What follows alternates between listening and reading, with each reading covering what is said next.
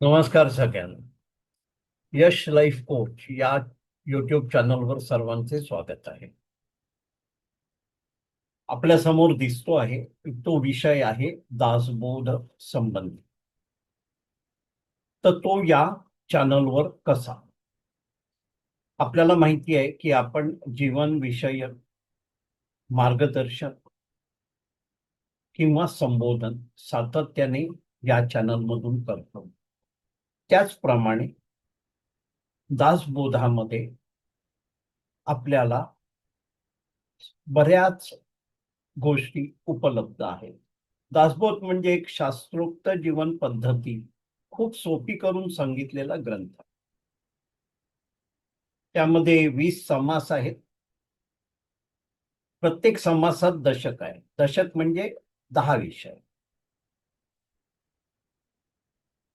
आणि आपण प्रत्येक भागामध्ये 5 विषय घेणार आहोत आणि 40 भागामध्ये हा सुटसुटीतपणे पुरा करणार. इथे आपल्याला अखंड दासबोध हा खूप सोप्या शब्दामध्ये ऐकायला मिळणार आहे. सर्व भाग पुरे झाल्यानंतर सर्व 40च्या 40 भागाचं डिस्क्रिप्शन मध्ये लिंक असणार आहे. आणि आपल्याला मला सांगायला आवडेल की याचप्रमाणे आपण हिंदीतून पण दासबोध सादर करणार आहोत. चला तर आपण या कार्यक्रमात पुढे जाऊ. सादर करीत आहेत ज्ञानी आणि अनुभवी डॉक्टर शुभदाताई खटावकर. त्यांची थोडक्यात ओळख म्हणजे डॉक्टर शुभदा खटावकर, माजी मुख्याध्यापिका, MA BEd PhD. प्रबंधाचा विषय महादेवी वर्मा के काव्य में मानव मूल्य और दर्शन, मुंबई विद्यापीठ. समर्थ रामदास विद्यापीठाच्या 6 परीक्षा प्रथम आणि विशेष श्रेणीमध्ये उत्तीर्ण. 35 वर्षांपासून साप्ताहिक विवेक मुंबईसाठी हिंदी मराठी अनुवाद, लेखन, लेखांचे पुनर्लेखन व प्रूफ रिडिंग. अनेक हिंदी मराठी ग्रंथांचे तसेच पुस्तकांचे हिंदी मराठी अनुवाद. अनेक निबंध, कथा, कविता, पुस्तक परीक्षण यांचे लेखन. महाराष्ट्र राज्य उत्कृष्ट वाङ्मय निर्मिती पुरस्कार 1987-88. राष्ट्रीय आदर्श शिक्षक पुरस्कार 2001-2002 तत्कालीन राष्ट्रपती डॉक्टर APJ अब्दुल कलाम यांच्या शुभ हस्ते. 100 पेक्षा जास्ती पुरस्कार आणि 300-350 पेक्षा जास्ती सन्मान. संत साहित्यावर प्रवचने आणि अन्य विषयांवर व्याख्यान. सन्माननीय डॉक्टर शुभदाताई खटावकर, आपल्याला नमस्कार. लाईफ कोच RK या युट्यूब चॅनलवर सहज सुलभ दासबोध या सिरीज मध्ये परत एकदा आपले स्वागत आहे. आपल्या श्रावकांसाठी आपण आजचे विषय सांगूया.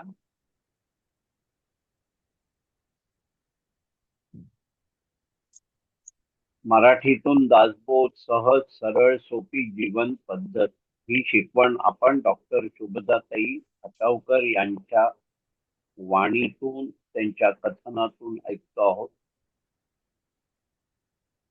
आज आहे भाग 21वा, दशक 11वा. 1 ते 5 समास म्हणजे विषय आपण घेणार आहोत. सिद्धांत निरूपण, चत्वार देव निरूपण, शिकवण निरूपण, सारम विवेक निरूपण, राजकारण निरूपण. तर डॉक्टर शुभदाताई, आपल्याला विनंती आहे की आपण आजचे कथन सुरू करावे. जय जय रघुवीर समर्थ. श्रीराम श्रीराम श्रीराम. सर्व दर्शकांना, चाहत्यांना, पाहणाऱ्यांना, अभ्यासकांना आणि दासबोधावर भरभरून प्रेम करणाऱ्या सर्व रसिकांना माझा विनम्रतापूर्वक साष्टांग नमस्कार. आज आपण 11व्या दशकाचा अभ्यास करणार आहोत. समर्थाने या दशकाचं नामकरण केलं आहे भीमदशक. हे नामकरण करताना समर्थांच्या अंतःकरणामध्ये आणि दिव्य चक्षुंसमोर आदर्श पुरुषाचे म्हणजे कुणाचं रूप असेल तर तो 11वा रुद्र म्हणजेच कोण तर बलभीम असलेल्या मारुती रायाचं चित्र त्याने आपल्या डोळ्यापुढे ठेवलं. श्री मारुती रायांचे आदर्श चरित्र हेच स्पष्ट करते की सहज समाधी सांभाळून कर्माचा प्रचंड खटाटोप कसा सांभाळावा. पुन्हा सांगते आहे वाक्य. सहज समाधी साधून जी कर्म आपल्याला करायची आहेत त्या कर्मांचा प्रचंड खटाटोप कसा सांभाळावा हे जर शिकायचं असेल तर आपल्याला मारुती रायांचं चरित्र अभ्यासलं पाहिजे. हा आदर्श त्याने आपल्या डोळ्यापुढे का ठेवला तर समर्थांच्या कालची जी परिस्थिती ती भयानक अराजक माजलेली. ज्ञानोपासनेकडे कोणाचंही लक्ष नाही. प्रत्येक ठिकाणी स्वार्थाच्या बाजाराचा बुजबुजाट झालेला आणि त्यामुळे स्वार्थी वृत्ती गगनाला भिडलेली. सामान्य माणसाला या कर्दमातून म्हणजे चिखलातून बाहेर काढणारा निस्वार्थी पुढारी आणि त्याचबरोबर तत्वज्ञानाची ही गरज होती. या सगळ्या गोष्टींची जी आवश्यकता आहे आणि नितांत आवश्यकता आहे ती समर्थाने प्रथम अभ्यासाने लक्षात घेतली. श्री दासबोधात श्री समर्थाने अत्यंत सामान्य गोष्टीवर लक्ष केंद्रित केलंय. त्याचं कारण आहे की त्यांच्या डोळ्यापुढे विकसित होणारा जर कुठला समाज असेल तर तो नाडलेला पेडलेला कर्मदरिद्री अज्ञान दास्य दारिद्र्य यांच्या अंधारात पिचलेला सामान्य माणूस आहे. आणि म्हणून सामान्य माणसाला बोध करणे कर्मप्राप्त ठरले. यावरून आपल्याला तत्कालीन परिस्थिती किती हीन आणि किती भयान होती याची कल्पना येते. म्हणून मी माझे संपून मी माझ्या करता माझं ही मीपणाची भावना संपुष्टात यावी. तू तुझे या निष्ठेने वागले पाहिजे. मी माझा प्रपंच हा देवाचा आहे अशी श्रेष्ठ भावना ठेवली पाहिजे. यासाठी आधी प्रपंच नेटका करण्याचा संदेश श्री समर्थांनी दिला. कोणत्याही संतांनी प्रपंच नेटका करा असं म्हटलं नाही, पण समर्थांच्या कालच्या परिस्थितीचा अभ्यास करून समर्थांनी हा संदेश अत्यंत नेटाने दिला. तोही ईश्वरार्पण बुद्धीने कर्म करा. म्हणजे प्रपंच नेटका करण्याची भूमिका किंवा पाया काय असेल यशस्वीतेचा तर समर्थ म्हणतात ईश्वरार्पण बुद्धीने कर्म करा. या सर्व आदर्श जीवनाचा आदर्श म्हणजे श्री समर्थांचा महंत. फक्त प्रपंच नेटका करणे हे मानवी जीवनाचे अंतिम ध्येय नव्हते आणि आजही नाही. हे पूर्ण सत्य असले तरी चंचलाचा त्याग करून निश्चलाकडे अथवा प्रपंच सोडून परमार्थाकडे धाव घेणारा फार क्वचित आढळतो. म्हणजे समर्थांच्या काली हीच परिस्थिती होती आणि आज तर विज्ञान युग टोकाला पोहोचलेल्या परिस्थिती तीच अवस्था आहे. म्हणून श्री समर्थ आधी प्रपंच करावा नेटका हे सूत्र सांगतात. कारण प्रपंच नीट केल्याने तर परमार्थासाठी पायाभूत असणारे गुण, मग ते कोणते? निष्ठा, चिकाटी, कष्टाळू वृत्ती, कणखरपणा, नियमितता, सुख दुःख सोसणे, मानापमान गिळणे, हे सर्व निश्चितपणे विकसित होतात.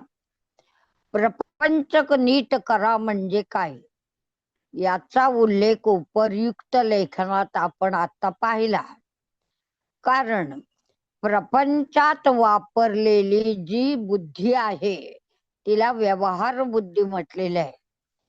ती ईश्वरार्पण बुद्धीने कर्म करण्याचा सन्मार्ग आहे, ज्यामुळे जीवाच्या वासना अहंता लय पावून मनात निर्मल निरासक्तता उदयाला येते आणि तसेच कर्म घडण्यास सहाय्य होते.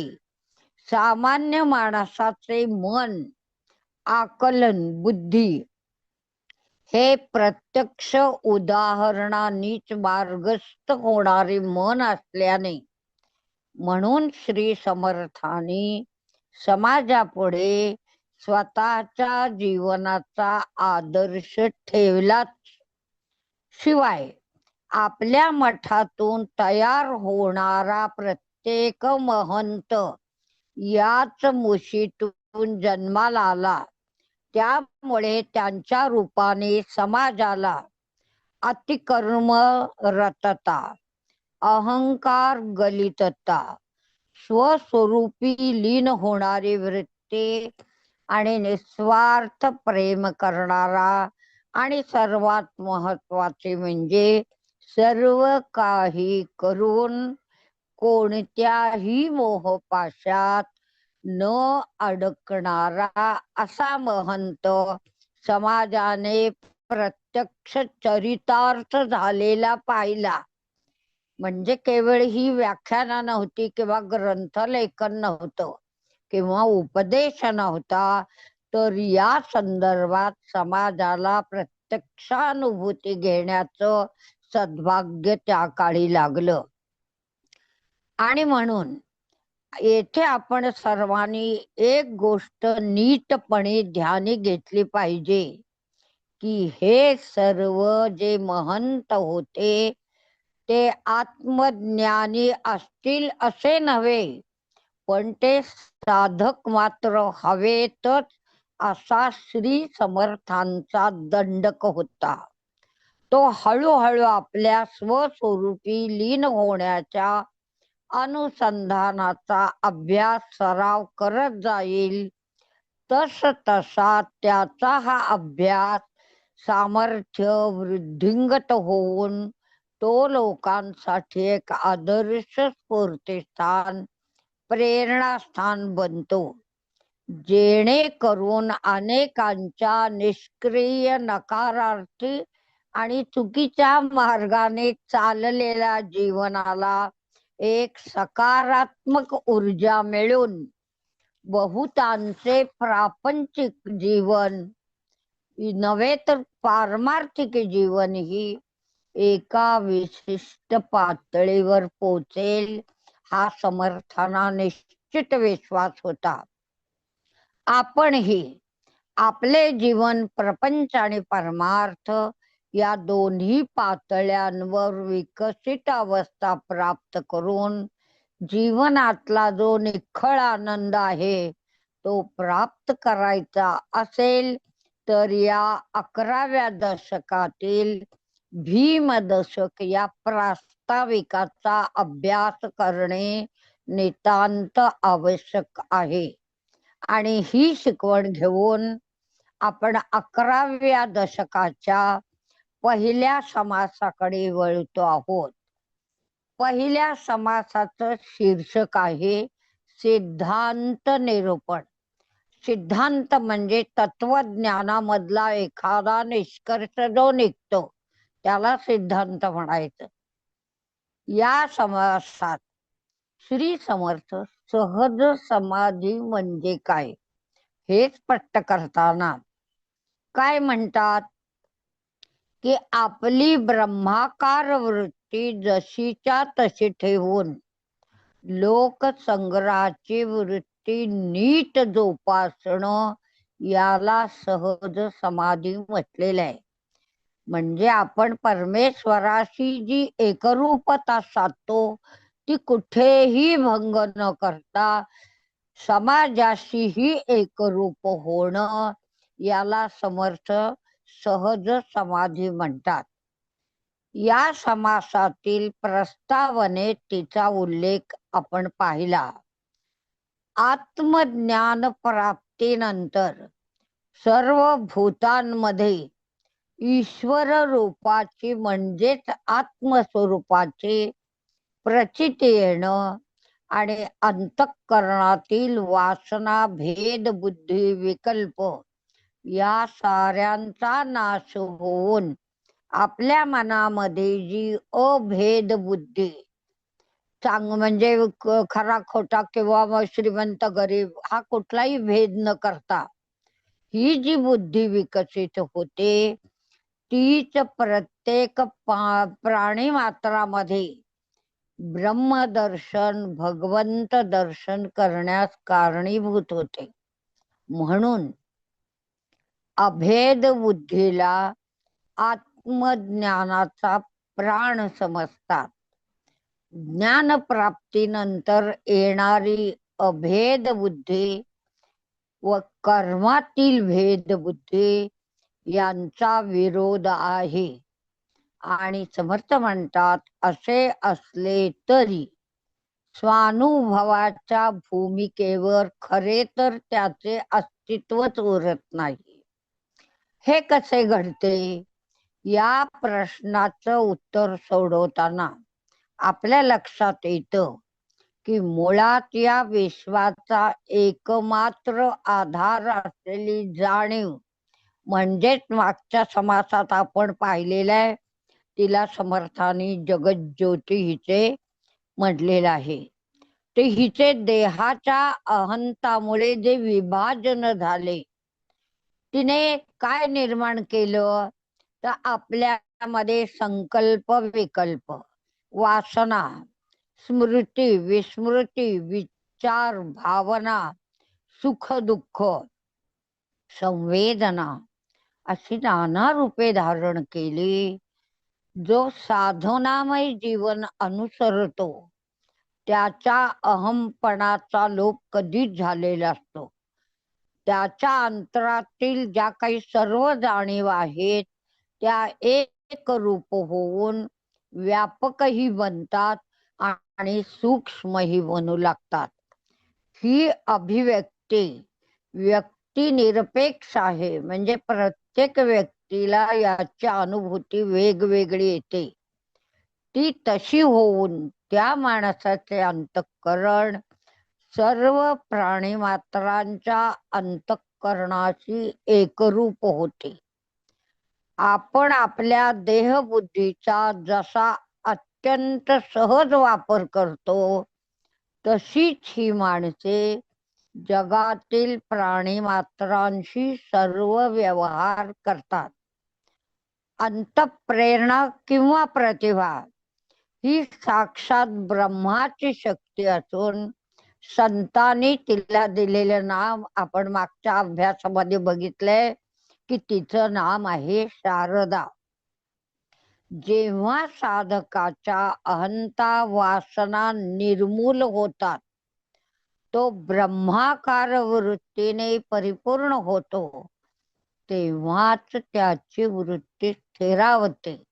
स्थिरावते म्हणजे काय तर ब्रह्म या विषयाशी परमात्मा या विषयाशी ती एका जागी स्थिर राहते आणि तो अबाधित मनाने प्रचंड लोकसंग्रह करतो.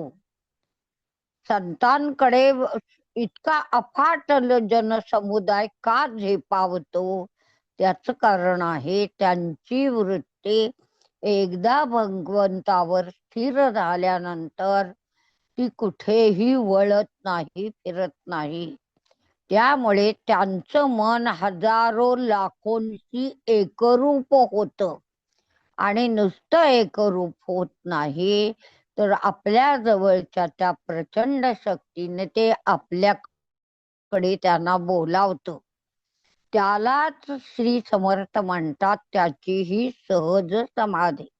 किती साधं सोपं सांगितलेलं आहे की भगवंताशी एकरूप व्हा, वृत्ती स्थिरावा आणि वृत्तीची स्थिरता लाभल्यानंतर लाखो लोकांशी एकरूप व्हा. ही एकरूपता म्हणजेच सहज समाधी.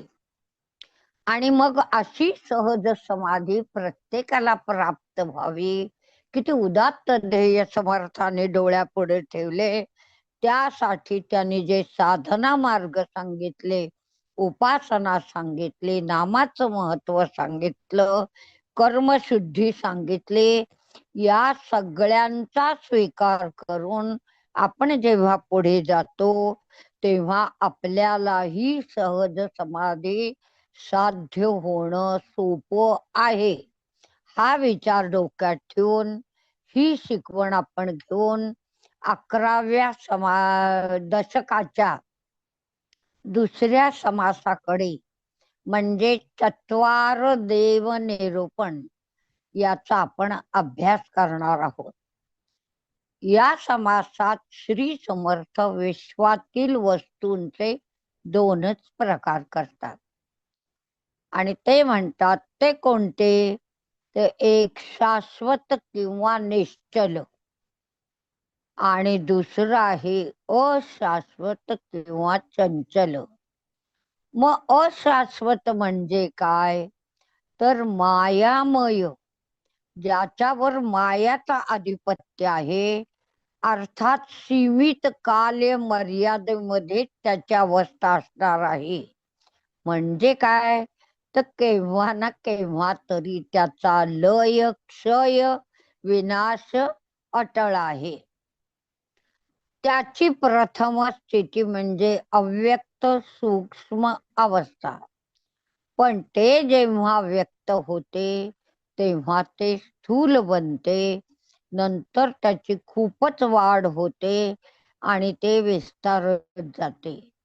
या विस्तार क्रमामध्ये अनेक प्रकारचे प्राणी निर्माण झाल्यानंतर आपण पाहिलेलं आहे की मोठ्या वानरानंतर, माकडानंतर माणसाची निर्मिती झाली.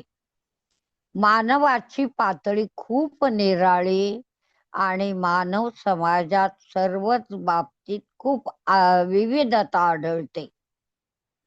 याच पार्श्वभूमीवर माणसाने आपापल्या आवडींच्या देवांची निर्मिती केली. म्हणजे ज्याला जो आवडला, जसा आवडला, ज्या रूपात दिसला त्या रूपात त्याला सगुण करून माणसाने भक्तीचे विविध संप्रदाय, उपासना प्रकार निर्माण केले. नाना शास्त्रे निर्माण करून त्यांचा जणू बाजारच भरवला. आणि या प्रचंड कोलाहलामध्ये खरा देव कोणता हे कोडे आजवर कोणालाही उलगडेना. लोक प्रतिमेला देव मानतात, त्यांचं पूजन करतात. पण श्री समर्थ म्हणतात तो खरा देव नव्हे. ज्ञानी, विचारी, विवेकी माणसाने काय केलं पाहिजे? तर खरा देव शोधून काढला पाहिजे. आत्ताच्या स्थितीमध्ये 4 प्रकारचे देव दिसून येतात असं समर्थ सांगतात. पहिला प्रकार आहे सकळांचा अंतरात्मा, दुसरा आहे विश्वात्मा, तिसरा आहे दृष्टा किंवा साक्षी आणि चौथा आहे निश्चळ परमात्मा. या 4पैकी अखेरचा देव, मग कोणता देव खरा? तर ते म्हणतात चौथा देव म्हणजे निश्चळ परमात्मा हा खरा देव. त्याची ज्याला प्रचिती येते, अनुभूती येते, म्हणजे त्या अनुभूतीचं नाव आहे महानुभव, मोठा अनुभव. थोरल्या देवांचे वसतिस्थान प्रकृती पलीकडे आहे. त्याच्या ध्यानात तल्लीन होता होता महानुभव त्या देवाशी एकरूप होणारा ज्ञानी पुरुष अंतर्यामीच्या शाश्वत देवाची ओळख करून घेतो. इथे दोन क्रिया एका वेळी घडतात. म्हणजे त्या महानुभावाचीही तो प्रचिती घेतोय आणि त्याच वेळा आपल्या अंतरात असलेल्या आत्मदेवाचीही त्याला प्रचिती करून घ्यावीशी वाटते व त्या स्वरूपाप्रत पोहोचण्याचा प्रयत्न करणे आवश्यक आहे. हीच शिकवण या समासातून मिळते. यास्तव दासबोधातला प्रत्येक श्लोक किंवा ओवी जे काय आहे ते जाणत्याने, अभ्यासकाने, चिंतकाने, साधकाने मनापासून अभ्यासावा. हीच समर्थांची आंतरिक तळमळ, त्यांच्या अंतरीचा विवेक आणि त्यांना घडून येणार सत्य हा यांचा सुरेख संगम या समासामध्ये आपल्याला पाहायला मिळतो. आणि ही शिकवण घेऊन आपण या दशकातल्या तिसऱ्या समासाकडे वळतो आहोत. तिसऱ्या समासाचं शीर्षक आहे शिकवण निरूपण. श्री समर्थ या समासात मानवी जीवनाच्या दोन अंगांचा विचार करतात. ती कोणती दोन अंग? एक प्रपंच आणि दुसरा परमार्थ. विशेष म्हणजे यातल्या एकाच अंगाचा भरपूर विकास आणि दुसऱ्याचा ऱ्हास ही मानवी जीवनाच्या सुरेख उत्कर्षाच्या आड येणारी गोष्ट आहे. म्हणजे मानवी जीवनाच्या विकासाला हे तत्व परवडणारे नाही. म्हणून या दोन्ही गोष्टींचा समतोल विकास होणे म्हणजे मानवी जीवनाचं सौंदर्य, सार सर्वस्व सामावलेलं आहे याची अनुभूती प्रत्येकाला येईल. असे सुंदर जीवन म्हणजे श्री समर्थांना अपेक्षित असलेले सुंदर जीवन आहे. जीवन सुंदर होण्यासाठी त्याला परिश्रमपूर्वक घाट द्यावा लागतो. मग हे करण्यासाठी अंगी शिस्त बाणावी लागते. त्यासाठी काटेकोरपणे नियमांचे पालन करावे लागते. नियमच आपले शिस्त आणि गुरु असतात हे आपल्याला त्यांचं पालन केल्यावर कळेल. आणि अशा पद्धतीने म्हणजे पद्धतशीर पद्धतीने शिस्तीने वागून जीवनाचे सौंदर्य बहरलेली एक सुरेख बाग बनवावी यासाठी श्री समर्थ येथे तत्कालीन माणसांच्या आचारांची, दिनक्रमाची सुंदर जी काही रूपरेखा आहे ती आपल्या समोर आपल्या अभ्यासासाठी मांडतात. आज ती जशीच्या तशी लागू पडते. म्हणजे त्या काळातही त्यांनी ज्या उद्देशानं मांडले तो उद्देश त्यांच्या समोर होता. पण आज आपण अभ्यास करतो तेव्हा सुद्धा आपल्याला ही दैनंदिनी जशीच्या तशी आज लागू पडते याचा अनुभव येतो. पण तिच्यात जी सर्वकालिक उपयुक्त आवश्यक तत्वे आहेत त्यांचा आपण येथे सहर्ष स्वीकार केला पाहिजे. मग ती कोणती तत्वे आहेत त्यांचा उल्लेख करताना श्री समर्थ म्हणतात, पहिली गोष्ट काय असेल तर जीवनाच्या यशस्वीमध्ये जे काही जीवनाचं यश आहे त्याच्यामध्ये परमार्थ आणि प्रपंच दोन्हींच्याही विकासाची समान गरज आहे. दुसरी गोष्ट आहे आळस जीवन उद्ध्वस्त करतो. तो आपला अत्यंत घातक शत्रू आहे. तिसरी गोष्ट ते सांगतात सकाळी वा प्रातःकाली लवकर उठावे. चौथी गोष्ट सांगतात की सकाळी आणि प्रातःकाली उठल्यानंतर आत्मचिंतन करावे. पाचवी गोष्ट आहे की सकाळी पाठांतर करावे. सहावी गोष्ट आहे गोड वाणी लोकांची मने जिंकून घ्यावीत. सातवी गोष्ट आहे आपल्या व्यवसाय पेशामध्ये आपण दक्ष असावे. पुढची गोष्ट आहे आपला चरितार्थ स्वकमाईवर करावा. कोणाचेही फुकट खाऊ नये. नववा विचार आहे ग्रंथ वाचन करून त्यावर मनन चिंतन करावं. दहावी गोष्ट आहे आपल्या व्यवसायामध्ये कौशल्य प्राप्त करण्यासाठी आपल्या व्यवसायाचं परिपूर्ण ज्ञान असलं पाहिजे आणि त्यासाठी निरंतर अभ्यासाची नितांत आवश्यकता आहे. 11वी गोष्ट ते सांगतात अडचणीत संकटात परिस्थितीत सापडलेल्या माणसांना मदतीचा हात द्यावा. म्हणजे आपलं दैनंदिन जीवन सुखकर करण्याच्या धडपडीमध्ये दुःखात कष्टी असलेल्या संकटात सापडलेल्या माणसाच्याकडे आपण कदापिही दुर्लक्ष करू नये. 12वी गोष्ट ते सांगतात दुसऱ्यांसाठी देह कष्ट व्हावा. समर्थ म्हणतात मना चंदनाचे परित्वा झिजावे परी अंतरी सज्जना निभवावे. 13वी गोष्ट आपल्याला सांगतात आपण भगवंताचे विश्वस्त आहोत. शब्द अत्यंत आपल्याला मनपूर्वक ऐकायचा आहे की आपण भगवंताचे विश्वस्त आहोत. याच भावनेने परिपूर्ण होऊन प्रपंच करावा.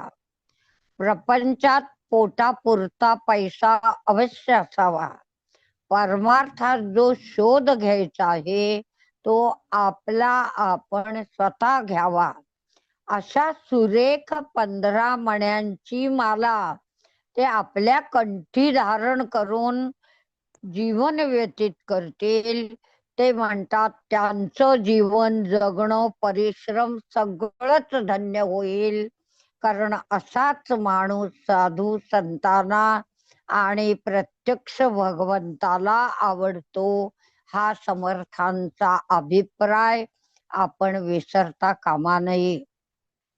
कारण तो केवळ अभिप्राय नसून सुंदर सुरेख यशदायी आणि कीर्तिदायी अशा जीवनासाठी दिलेली ती सुविचारांची शिकवण आहे.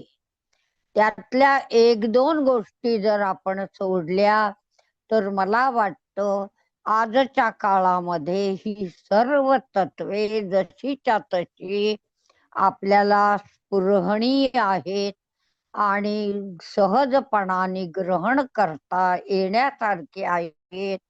आणि म्हणून ते आपण ग्रहण करून आपल्या जीवनाला एक प्रकारचे उदात्त उच्चतम उन्नत असे सौंदर्य प्राप्त करून द्यावे ही आपल्या अंतरी उदात्त इच्छा ठेवून हेच लक्षात घेऊन याचसाठी प्रयत्न करून आपण ही 15 तत्वे सकाळ संध्याकाळ जरी त्यांचं मनामध्ये चरवीचण केलं तरी आचारसंहितेचा मूलमंत्रच आपण म्हणतो आहोत.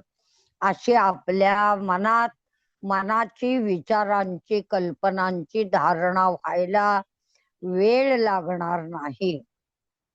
ही शिकवण घेऊन आपण या समासाच्या या दशकाच्या चौथ्या समासाकडे वळतो. त्याचं शीर्षक आहे सार विवेक निरूपण. या समासामध्ये श्री समर्थ आपल्याला ज्ञानाच्या एका सुंदर परिभाषेचा परिचय करून देतात. ते म्हणतात, कोणत्याही वस्तूची खरी किंमत ओळखणं याला ज्ञान म्हणतात. हे दृश्य जगत अशाश्वत, नाशवंत, न टिकणारे आहे. याचा अनुभव आपण पावलोपावली घेत असतो. तरीही देहबुद्धीच्या आधिक्याने आणि त्याच सवयीने आपण ते नाशवंत, ढळणार आहे असं पाहत, अनुभवत असूनही त्यालाच सत्य मानतो. यास्तव जाणत्या ज्ञानी माणसाने सूक्ष्म विवेकाने वागावे. सार असार यांची सरमिसळ न करता सार आणि असार ओळखावे. ते वेगवेगळे करून असार ते दूर सारावे आणि सार शाश्वत जे आहे त्याचाच मनस्वी स्वीकार करावा. अशा आचरणाच्या आणि कृतीने विवेक करता करता पिंडाचे चार, ब्रह्मांडाचे चार अशा 8ही देहांचा निरस होईल. सर्वच दृष्ट निराश पावले तर मग केवळ शून्यच इथे उभे राहील आपल्या पुढे. तेथे क्षणभर माणसाची बुद्धी घोटाळेल, म्हणजे काय निर्णय करणं अशक्य होईल. पण ते शून्यही पार करून पुढे गेल्यावर निर्विकार ब्रह्माचीच प्रचिती येते. खरे पाहता विश्वाचा अंतर्यामी राहून या सर्व जीवांना नाचविणारा, लीला करायला लावणारा जो अंतरात्मा आहे, तो दृष्ट आहे, तो केवळ साक्षी आहे, त्यालाच देव असे नामाभिधान दिले गेले आहे. हा अंतरात्मा म्हणजे देवही अखेर प्रकृतीच्या क्षेत्रामध्ये वावरत असतो. परंतु निर्विकारी जे ब्रह्म आहे ती त्याच्याही पार पलीकडे आहे. तेथपर्यंत पोहोचणे हे मानवी ध्येयाच्या यशस्वीतेची अखेरची पायरी आहे. आणि ही अवस्था प्रत्येक जीवाला प्राप्त व्हावी यासाठी श्री समर्थ अत्यंत आकुल व्याकुल विचारी मनाने आपल्या पुढे प्रकट झाले आहेत. आणि म्हणून त्यांच्या अंतरीची जी व्याकुळता आहे, जे खरं दुःख आहे समाजाविषयीच, ते आपण समजून जाणून आपल्याच कल्याणासाठी जागे होऊन या समासाचं अध्ययन करणं, मला वाटतं आणि तुम्ही विचार कराल तेव्हा तुम्हालाही पटेल की हे आपलं महत्वाचं आणि आद्य आचरण आहे. मग या विश्वामधले ऐक्य, सौख्य, विश्वानंद सर्व काही आपल्याला अबाधित ठेवायचं असेल आणि स्वप्नाहुनी सुंदर असलेल्या जीवनाची सर्वांना प्रचिती करून घ्यायची असेल तर या समासाच्या अभ्यासाशिवाय तरणोपाय नाही. हे आपण मनपूर्वक अंतरी साठवूया आणि आजच्या वक्तव्याच्या म्हणजे दशक 11व्याच्या 5व्या समारोपाकडे म्हणजे आता आपण पुढे पुढे जात आहोत. 5व्या जो काही समास आहे 11व्या दशकाचा, त्याच्यामध्ये समर्थांनी राजकारण निरूपण याचा उल्लेख आणि उहापोह केला आहे. या समासाचे नामकरण राजकारणाचे हेतू पुरस्तर ठेवले असे ते सांगतात. त्यांचा या मागील उद्देश काय आहे? कारण ते म्हणतात की माझ्या कालामध्ये लोकसंग्रह करणाऱ्या पुरुषाचा समाजाच्या सर्व स्तरांशी संबंध येत असे.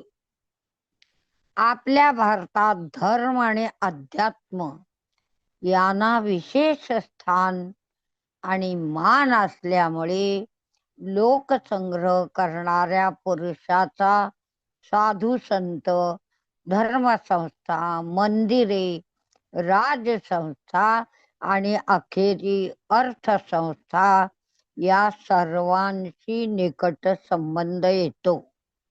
त्यामुळे आपल्या देशातील तत्कालीन व आजच्याही राजकीय पुढाऱ्यांना, मुत्सद्यांना आणि मोठमोठ्या सेनानींना अर्थात क्रांतिकारकांना सुद्धा साधू संतांच्या पाठिंब्याची, उपदेशाची, मार्गदर्शनाची नितांत गरज आहे.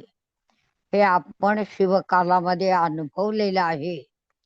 अशा वेळी एखादा राजकीय पुढारी एखाद्या साधू संताकडे वारंवार जात असेल तर शासन याविषयी दक्ष असते. जर राजा परकीय असेल तर साधूला राजकीय सत्ता वेगवेगळ्या मार्गाने त्रास देते. श्री समर्थांचा काळ हा परकीय सत्तेचा होता. तत्कालीन राजे आणि राजकीय पुढारी यांची वृत्ती आणि व्यवहार अत्यंत असहिष्णुतेचा, क्रूरतेचा आणि अडाणीपणाचाच होता. अशांशी झुंज देणाऱ्या लोकसंग्रही पुरुषांना श्री समर्थांचा सर्वस्वी पाठिंबा आणि मार्गदर्शन होते. अशा पुरुषांनी आपली आचारसंहिता कशी ठेवावी हे मार्गदर्शन करताना त्यांनी हेतुपुरस्सर राजकारण निरूपण हा शब्द प्रयोजिला आहे. श्री समर्थांना येथे लोकसंग्रह करण्यात, समाजाचे धोरणत्व नेतृत्व गाजवण्यासाठी जे व्यवहार चातुर्य लागते ते अपेक्षित आहे, त्याला त्यांनी राजकारण म्हणलेले आहे. या समाजाचे जर काय श्रेष्ठत्व असेल तर समाजामध्ये जे निस्वार्थी आणि चतुर पुरुष राजकीय हालचाली पुढारीपणा करत असतील तर त्यांना श्री समर्थांनी या समासातर्फे खूप उभारी, प्रेरणा, प्रोत्साहन, मार्गदर्शन, पाठिंबा दिला आहे. आणि सर्वात महत्वाचे म्हणजे लोकसंग्रह कसा करावा हे पावलोपावली समजावून सांगितले आहे. त्यापैकी जे कोणी राजकारणी बनले त्यांना श्री समर्थांनी राजनीतीचा उपदेशही केला आहे. त्यातला बराचसा भाग दासबोधामध्ये समाविष्ट आहे. आणि ज्या वेळेला आपण हा दासबोध अंतःकरणपूर्वक प्रत्येक वाक्याचा अर्थ लावून त्या त्या विषयाशी समरस होऊन अभ्यास करू तेव्हा दिवसभर, रात्रभर अखंड आपल्या मनामध्ये दासबोधाचंच मनन आणि चिंतन होईल आणि ते अजिबात वाया जाणार नाही याचा विश्वास समर्थ पावलोपावली आपल्याला या सर्व समासांमधून उलगडून दाखवत आहे. आपण कृतज्ञ राहूया आणि या समासांच्या आधारे रोज नवी नवी जीवनावश्यक शिकवण घेऊन आयुष्याचा हा रथ आहे तो रामाचा रथ कसा होईल याकरता विचार करूया, चिंतन करूया आणि समारोपामध्ये श्री रघुरायाची मनपूर्वक आळवणी करूया. जय जय रघुवीर समर्थ. श्रीराम श्रीराम श्रीराम.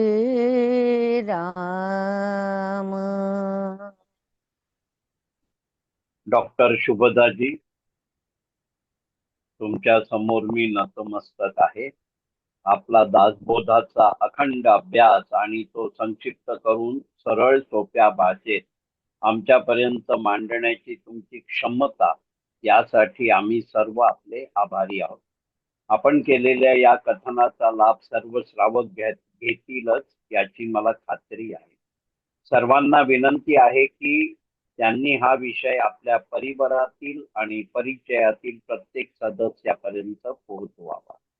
डॉक्टर शुभदाजी, आपल्या या अखंड ज्ञानासाठी आणि अमूल्य वेळेसाठी आम्ही आपले खूप आभारी आहोत. तसेच सर्व श्रावकांचेही खूप आभारी आहोत. आणि आजच्या या शृंखलेमध्ये आपण इथे थांबतो.